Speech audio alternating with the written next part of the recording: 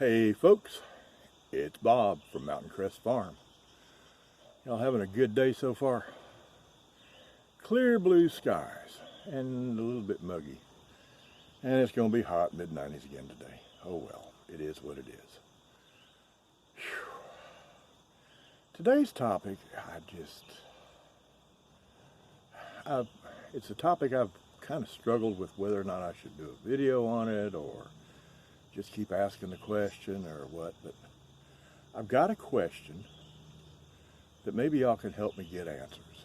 If nothing else, well, I'll tell you how maybe. Oh, don't you just hate people do that? Start to tell you something and then, well, I'll tell you in a minute or I'll tell you later. No, you started, so finish. Well, y'all gonna have to wait just a little bit. Let me back up just a hair. Most of y'all know, if you've watched my videos at all, a little bit about my backstory. Let's see.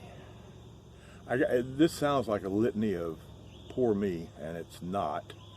It's to set up a question I've got a little bit later in the video, which you may have figured out the question when you saw the title to the video. I'm 64 years old. In 1990, I had a heart attack, 35 years old. Wasn't a bad one. Oh, didn't result in anything except hospitalization, medication for a little while, and non-medication when I got out. And let's see, that would have been that was 1990. So about 2003, I'd been up here, I'd gotten out of the city, and I'd been up here about a year. Started having some issues and went to the doctor, and the doctor said, "You're done working." I said, "What do you mean I'm done working?" He said, "Well, you've already had a heart attack." I said, "Yeah." He said, "You also have diabetes." Bad. I didn't know it. I'd heard of blood sugar, but I didn't pay any attention to it. I had a brother-in-law that was diabetic, and every once in a while, like every 4 or 5 months, I'd use his blood sugar meter, and number would pop up, and it didn't mean anything to me. It seemed to upset him because it was always 500 or 600. But it seemed to mess with him. But I felt okay, I thought.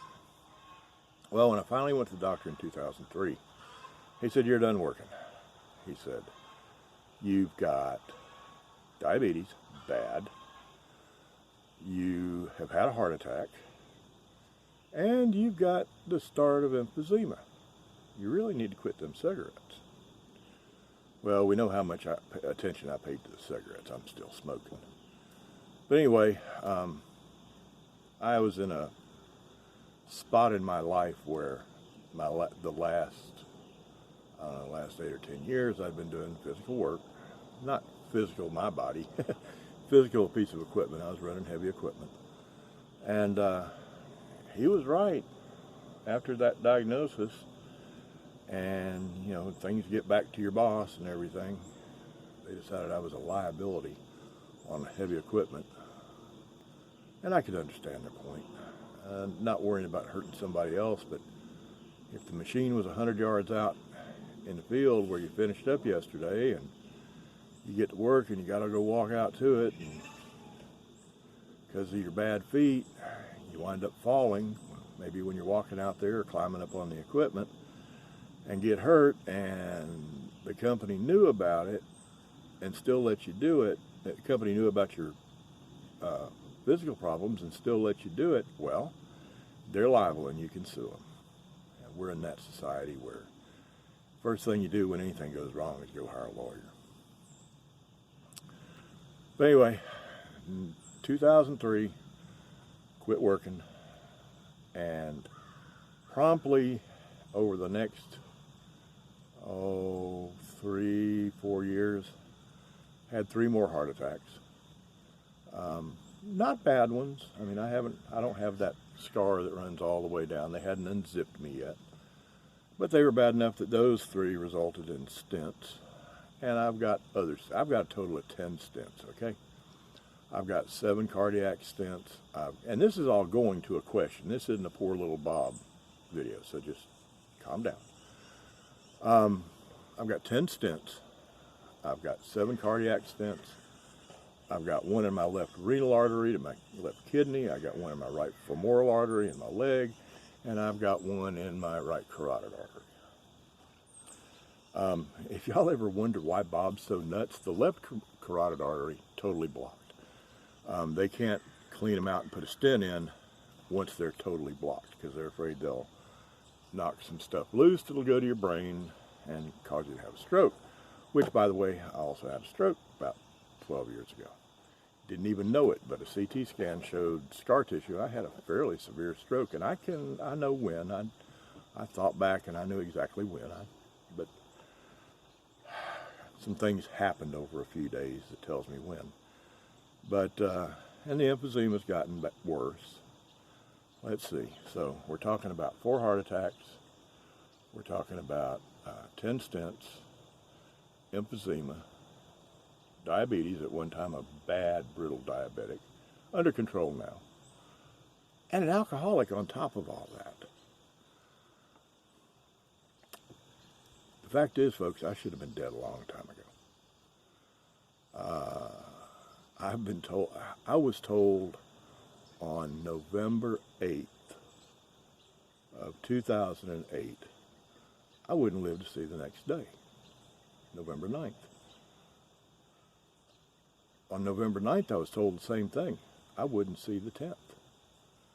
And on the 10th, I was told the same thing. I wouldn't see the 11th. This was 5 days of this in the hospital. And the doctor wasn't being mean or anything. My doctor knows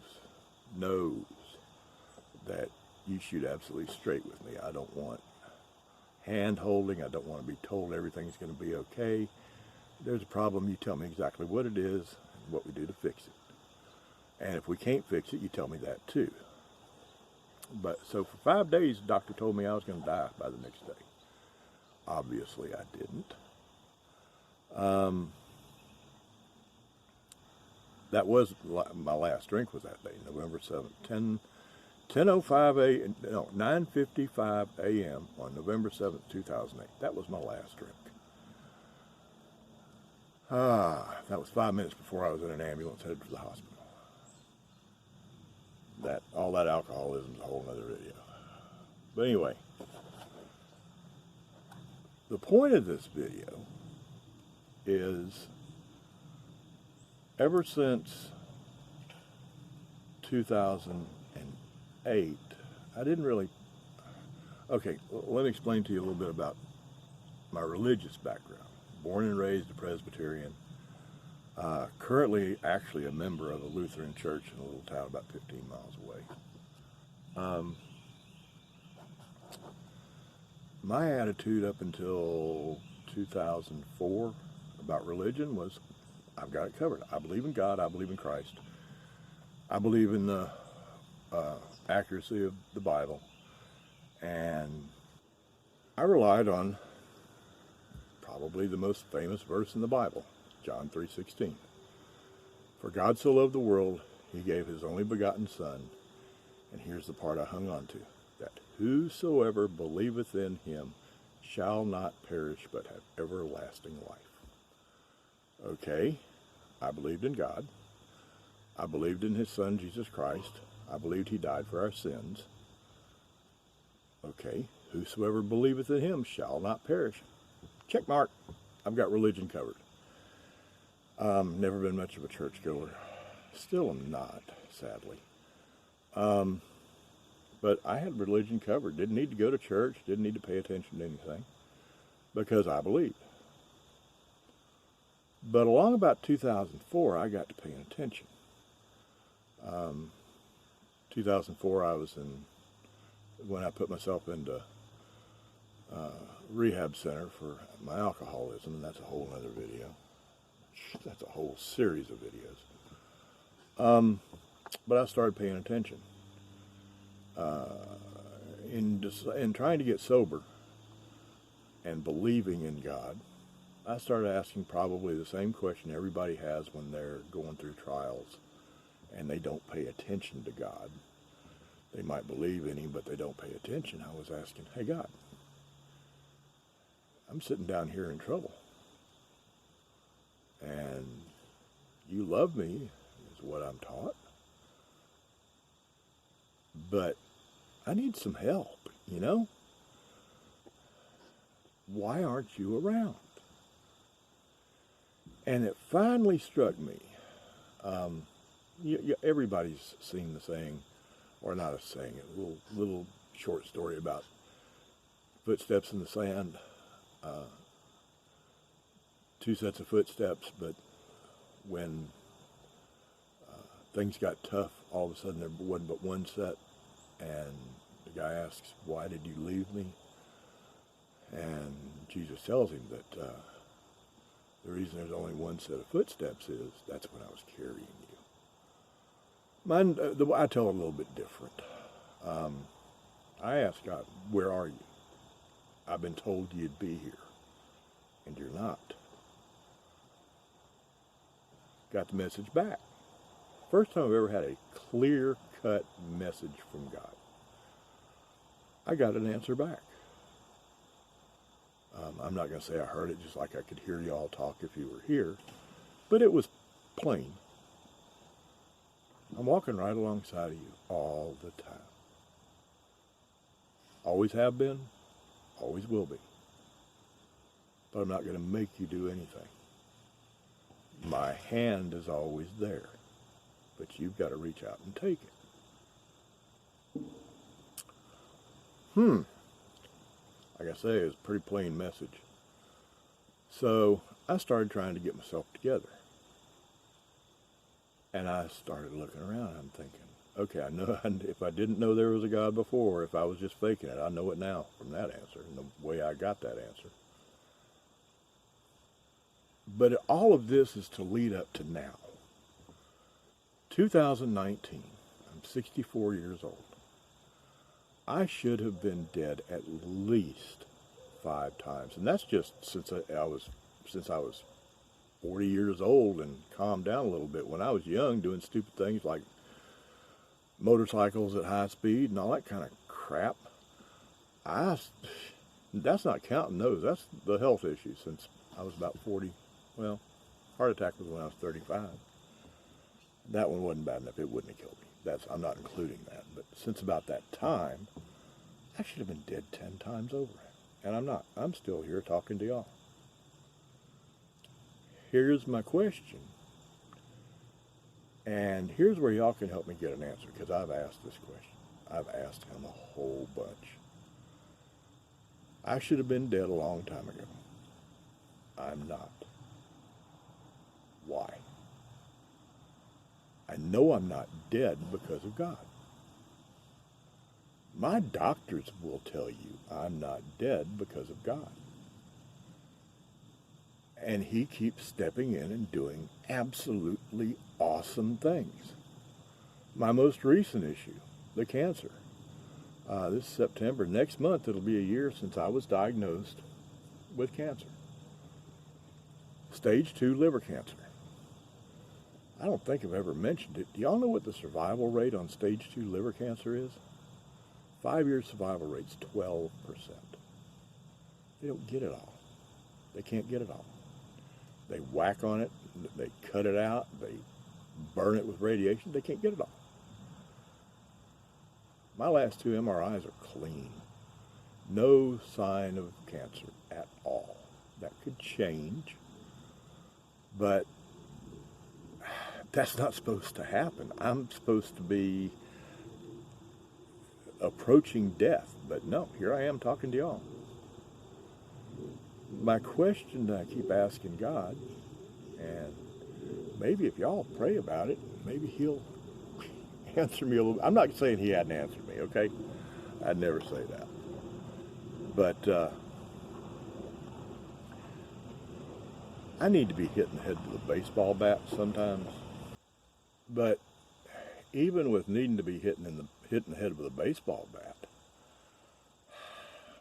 I've been asking this question for a long time. God, you obviously have a use for me. You wouldn't have had me hanging around irritating everybody around me for this long, going through the things I've gone through medically, without a reason, without a purpose. You want me to do something. I have a one-word question. Why? Or expand on the question, what is it you want me to do? I know I'm supposed to do something. Well, that's where the baseball bat thing comes in. He might have been answering me. And being a kind, gentle God, he's just sort of spoke to me a little bit, and I hadn't heard him. I heard him a little bit. I don't think I've ever mentioned it in any of my videos. I happen to be an ordained minister. I'm not a preacher. I'm a minister. There's a difference. God, it'd be terrible if I was a preacher. It'd be okay for me, but it'd be terrible for everybody else. Can you imagine me standing in front of a church, preacher at a church? I can see Sunday service starting at 11 o'clock and quitting when I get hungry. And even not that if I bring a sack lunch and have it behind on a shelf in the pulpit. I like to talk. And if I've got a captive crowd, I really talk. And I'm bossy. I wouldn't be a good preacher. I think I'd be a good minister, but I don't know what I'm supposed to do with it. I just don't know. And I keep asking God, and he hadn't answered me. That's where the baseball bat comes in. Maybe he needs to quit being kind and gentle and answering me, and maybe he needs to grab me by the ear and snatch me up and say, "Look here, Bob." Or maybe he just hadn't answered me yet, which, if he hadn't answered me yet, the other prayer that I pray regularly, 27 times a day, is, God, give me patience, but hurry. I have no patience, none. What I'm asking y'all to do, because I'm pretty sure that most of my viewers are Christian. I don't care what denomination you are. I'm a minister, but I am not affiliated with any organized denomination. I see problems with all of them. I see good things with all of them. I prefer to not be filtered through the eyes of the Lutheran Church of the ELCA, Evangelical Lutheran Church of America, that I'm a member of, or Missouri Synod Lutheran Church, which is a real hard shell, almost like hard shell Southern Baptist, or Southern Baptist, or Methodist, or Catholic. The reason there's denominations is you take the Bible and then you move away from it just a little bit and you call it this religion or this denomination. And then that denomination says, well, almost right, but not quite, so they move over in this other direction. That's another denomination. I want to skip through the little move over here's and move away here's, and I tend to go straight by the Bible.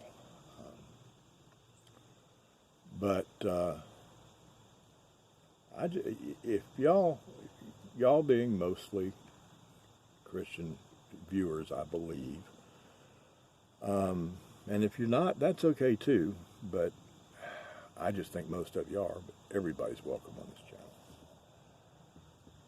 But I would appreciate those of you who are and who do pray regularly. Say a prayer for me. And ask God to speak a little louder if he's talking to me. Hit me in the head with that baseball bat.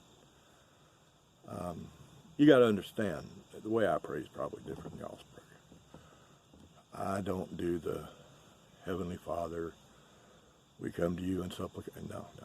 I don't do all that. I want to ask God something that's, hey dude, you got a minute? He's my Father. He's not a judge. Well, he is a judge, but in the secular version of a judge, he's not. He's my Father. And as an adult, if my father was still alive, I'd say, hey dude, let's go do this. Or, hey dude, what you doing today? Well, that's how I talk to God. Hey dude, I got a question. Y'all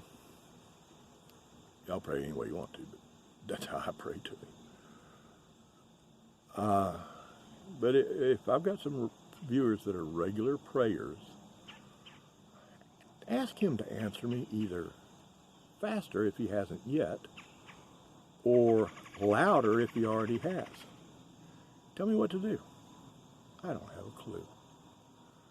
And if Bob doesn't have a clue about something, that's really weird. Because Bob's got an opinion on everything. You got a problem? Ask Bob. I'll tell you how to fix it. You just got a question? Ask Bob. He's got the answer. Of course, I'll tell anybody when they say they got a question that you got about a 50-50 chance of it being their answer being the right one. But if you pray, if you would include me and say, hey, Bob's down there waiting for an answer, and he hadn't heard it if you've given it, or his patience is running out because you hadn't answered his request for patience either. But I'd appreciate that. And now I have got things to do. I have got pigs to take care of. I have got so much weed eating around here. I got a part coming that'll be here about noon to get a piece of equipment going that I've needed going for 2 months. Kept trying to fix it without replacing the part, just jury rig, shade tree engineer. Finally the other day I said the heck with it and ordered a part. But I got to go get to work. And if you like the video, you like the channel, well, if you like the video, hit the thumbs up down there. I'll probably get some thumbs downs down there too, because there are people who aren't religious types. If you like the channel, well, look around. If you like the channel, somewhere down out there, I think there's a little red subscribe button. Hit the subscribe button, subscribe to the channel, and a little bell appears out there beside the subscribe. And if you'll hit that little bell, you'll get notifications whenever I put up a video. And for those of you who think you would like the channel, but Bob's just a little bit too into religion, I mention God in every video at the end. You'll see here in a minute. God works his way into my videos. Well, he's in all of my videos. Y'all just don't know it. But overtly, he's in my videos occasionally. Like I say, I don't preach. This channel, besides these coffee chats, this channel's about homesteading. But if you give me a thumbs down because you're not into religion, okay, that's fine. Keep coming back to it. There might be some other stuff on this channel you'd like. And as always, I want y'all to have a fantastic day, and that is so simple. Not easy, but it's really, really simple how to have a fantastic day. Always remember that the tomb was empty. And always remember that he is alive. And he's walking beside you. Just stick your hand out. He's not going to force you to take it. Just stick your hand out and grab it. I will see y'all later. I'm going to go get to work. Bye.